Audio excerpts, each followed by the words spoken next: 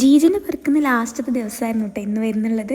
അപ്പോൾ ഇന്ന് സ്പെഷ്യൽ ഉച്ചക്ക് ഇതായിരുന്നു കേട്ടോ, എന്ന് വെച്ചാൽ ബിരിയാണി. അതുപോലെ തന്നെ അതിന് വേണ്ടിയിട്ടുള്ള കച്ചമ്പറാണ് ഇപ്പോൾ റെഡിയാക്കുന്നുണ്ടായിരുന്നത് കേട്ടോ. പിന്നെ അതൊക്കെ പെട്ടെന്ന് ചടപടി റെഡി ആയിട്ടാണ്.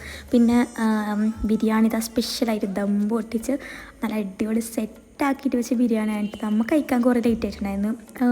രാവിലത്തെ ഫുഡ് ഉച്ച കഴിച്ചുകൊണ്ട് പിന്നെ ഉച്ചക്കത്തെ ഫുഡ് വൈകുന്നേരത്തേക്കാക്കി.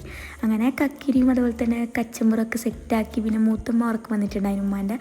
അങ്ങനെ ഉറക്കൊക്കെ കൊടുത്തിട്ടുണ്ടായിരുന്നു കേട്ടോ ഉച്ചക്ക് തന്നെ. അപ്പോൾ ഞാൻ പൊട്ടിക്കുന്ന സമയത്ത് തന്നെ വീഡിയോ എടുത്തതാണ് കേട്ടോ. അങ്ങനെ ഈ ഉച്ചക്കത്തെ സ്പെഷ്യൽ ദം ബിരിയാണി ഇവിടെ റെഡി ആയിട്ടുണ്ട് കേട്ടോ. നല്ല അടിപൊളി ടേസ്റ്റായിരുന്നു. ഞാൻ റെസിപ്പി ഇട്ടിട്ടില്ലാന്ന് തോന്നില്ല ഇത് ബിരിയാണീൻ്റെ. എൻ്റെ ഏട്ടത്തിൻ്റെ സ്പെഷ്യൽ ബിരിയാണിയാണ്. ഇനി ഉണ്ടാക്കുന്നുണ്ടെങ്കിൽ വീഡിയോ എടുത്തിട്ട് നിങ്ങൾക്ക് കൂടി ഷെയർ ചെയ്യുന്നതായിരിക്കും. അങ്ങനെ നല്ല അടിപൊളി ബിരിയാണി ദമ്മൊക്കെ പൊട്ടിച്ച് മസാല ഇപ്പോൾ തപ്പിക്കൊണ്ടിരിക്കുകയാണ് കേട്ടോ.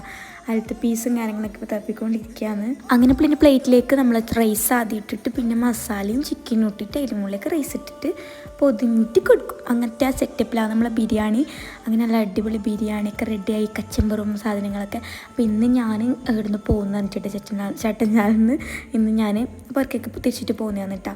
അപ്പം അത് ഞാൻ ഉച്ചക്ക് തന്നെ റെഡി ആയിട്ട് നിൽക്കണമല്ലോ. അപ്പം നമ്മൾ വേഗം വീട്ടിലേക്ക് പോയി റെഡിയൊക്കെ ആയിട്ട് പിന്നെ കുളിച്ചിട്ടൊക്കെ വന്നിട്ട് താഴെ വന്നിട്ട് ബിരിയാണി കഴിക്കുന്നതാണ്. നല്ല അടിപൊളി ബിരിയാണിയും ചിക്കൻ ഫ്രൈയും ഉണ്ടായിട്ട് അതും പറയാതിരിക്കാൻ പറ്റില്ല. നല്ല അടിപൊളി ബിരിയാണിയായിരുന്നു. അങ്ങനെ പിന്നെ ഫുഡൊക്കെ കഴിച്ചിട്ട് ഞാൻ പിന്നെ പോകുന്ന കാര്യം നോക്കിയെന്നാണ് കേട്ടോ. അപ്പോൾ ബസ്സിൽ ഇങ്ങനെ പോകുന്നതെന്ന് പറഞ്ഞിട്ട് ഞാനങ്ങനെ ലാസ്റ്റ് വന്ന് എത്തിപ്പെട്ടു. എന്നിട്ട് നമ്മൾ കുറച്ച് ബസ് സ്റ്റാൻഡിലേക്ക് കുറച്ച് വരണം കേട്ടോ.